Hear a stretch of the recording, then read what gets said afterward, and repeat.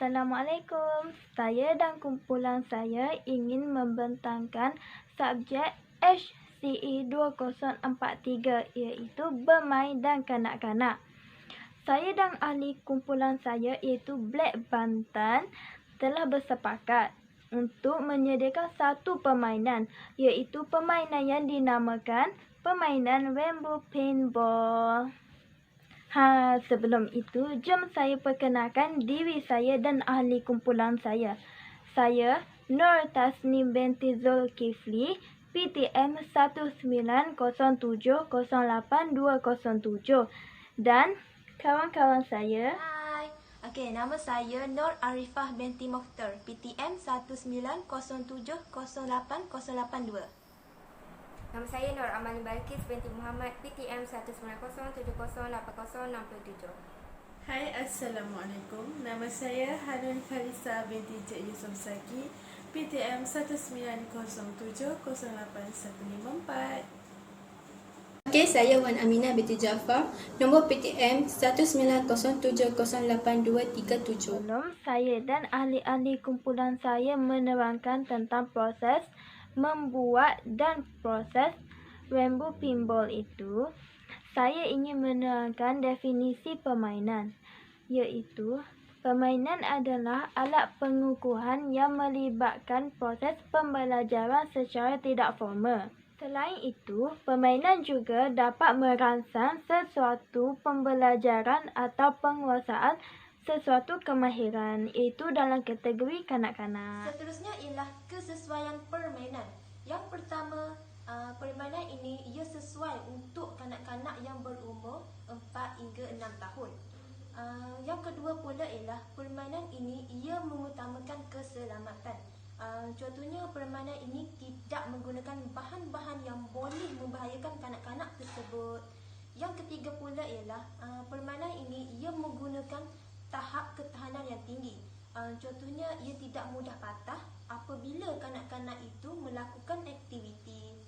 Yang keempat, permainan ini boleh dimainkan oleh kanak-kanak lelaki maupun perempuan. Yang kelima, permainan ini mempunyai saiz yang sesuai untuk kanak-kanak.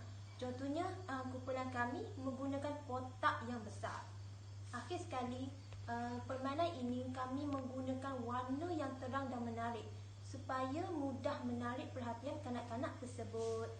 Seterusnya, saya akan menerangkan tentang langkah-langkah membuat Rainbow Paintball.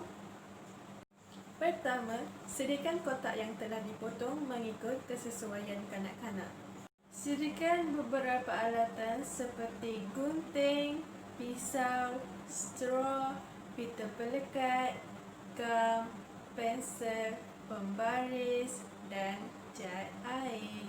Sediakan beberapa botol plastik dan bentukkan botol plastik itu mengikut kesesuaian kotak tersebut. Lukiskan beberapa bentuk atau kartun kesukaan masing-masing. Selepas itu, warnakan menggunakan cat air mengikut warna kesukaan masing-masing. Hias permainan tersebut dan sedia untuk bermain bersama kawan-kawan. Langkah-langkah untuk bermain Rainbow Paintball ialah: yang pertama, pegang kedua sisi alat permainan Rainbow Paintball dan masukkan bola ke dalam permainan tersebut.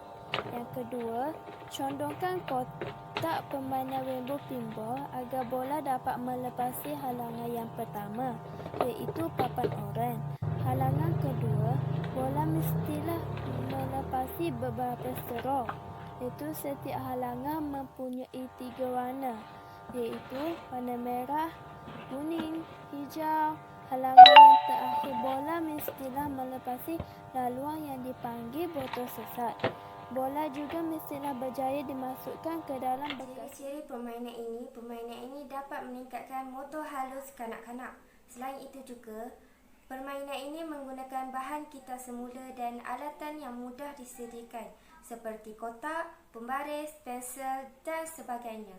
Melalui permainan ini, kanak-kanak dapat belajar sambil bermain.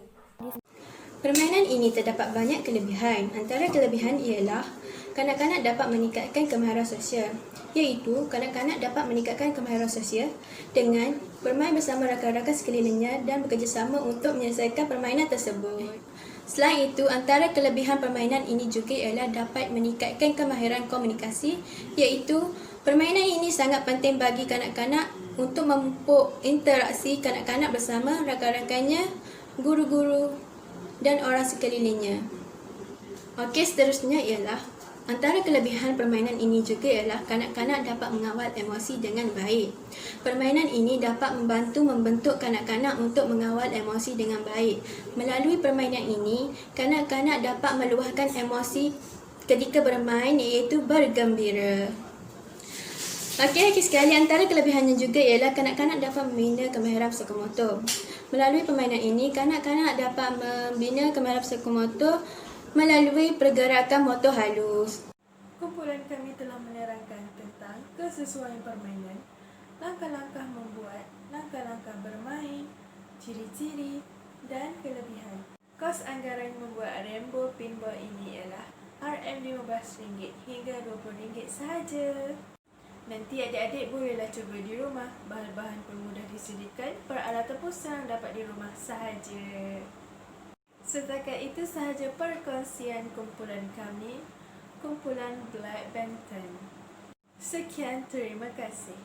#stay safe, #stay at home, #kita jaga kita.